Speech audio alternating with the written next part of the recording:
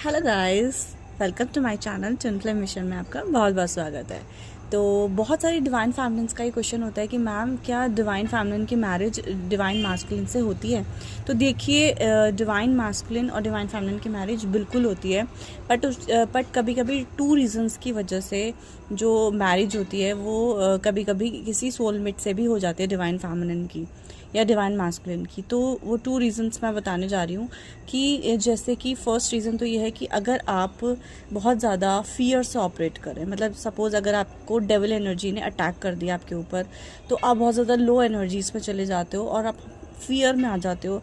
और फियर में आके आप हमेशा नेगेटिव चीज़ें ही मतलब सोचते हो। तो उससे क्या होता है कि जब आपके ऊपर डेविल अटैक होता है लो एनर्जीज़ में, जब आप आते हो, तो कई बार ऐसा होता है कि आपने देखा होगा डिवाइन फैमिलीज के रिश्ते बहुत देखते हैं जो उनके पेरेंट्स होते हैं ना, तो ऐसा होता है। तो इस वजह से क्या होता है कि ये भी उनके ऊपर एक अटैक की तरह होता है कि उनके रिश्ते आते हैं और वो घबरा के फियर में आके हमेशा यही सोचती रहती है कि कहीं मेरी मैरिज किसी सोलमेट से ना हो जाए, कहीं मेरी मैरिज किसी कार्मिक से ना हो जाए, है ना। तो इस तरीके से वो जो है मतलब फियर करने लगती है और वो क्या करती है, फियर करते करते वो मैनिफेस्ट करती रहती है, वो उस चीज़ को वो मैनिफेस्ट करने लगती है क्योंकि वो लो एनर्जीज़ में होती है। तो अगर हम कुछ भी बार बार सोचेंगे कोई भी चीज़ नेगेटिव, तो वो चीज़ें मैनिफेस्ट हो जाएंगी, ठीक है।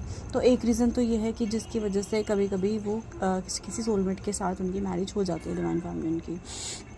और एंड सेकेंड रीज़न है कि सेकेंड रीज़न है कि जब आपकी मैस्कुलिन फैमिलिन इनर मैस्कुलिन और इनर फैमिलिन एनर्जीज है वो बैलेंस नहीं होती है, तो डिवाइन फैमिलिन क्या करती है, वो अपने जो मैस्कुलिन एनर्जीज़ है उसको बाहर ढूंढती है ना। तो अगर सपोज़ उनका वो इम्बैलेंस होती है तो डीएम तो नहीं आता है, ठीक है। तो वो क्या करती है कि एनर्जीज़, तो वो अपनी मैस्कुलिन एनर्जी को बाहर ढूंढती है किसी सोलमेट में, किसी कार्मिक में, है ना। मतलब डिपेंडेंट रहती है वो, क्योंकि वो पूरी फैमिली बन जाती है। तो वो एनर्जी जो मैस्कुलिन एनर्जी है वो मिसिंग होती है उनके अंदर से, तो वो बाहर ढूंढती है अपनी मैस्कुलिन एनर्जी को। तो इस वजह से वो सोलमेट ट्रैप में आ जाती है, कार्मिक ट्रैप्स में फंस जाती है डिवाइन फैमिलीज, ठीक है। या तो इस वजह से उनकी मैरिज भी हो जाती है सोलमेट या कार्मिक से।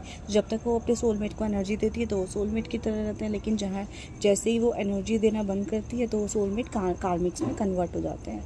तो ये 2 वजह है, रीजंस हैं जिनकी वजह से डिवाइन फैमिलीन जो है किसी ना किसी ट्रैप में आके या लोअर एनर्जीज़ में फंस के, माइंड मैनिपुलेशन में आके वो उनकी जो मैरिज होती है वो डीएम से ना होके वो सोलमेट या कार्मिक से हो जाती है, ठीक है।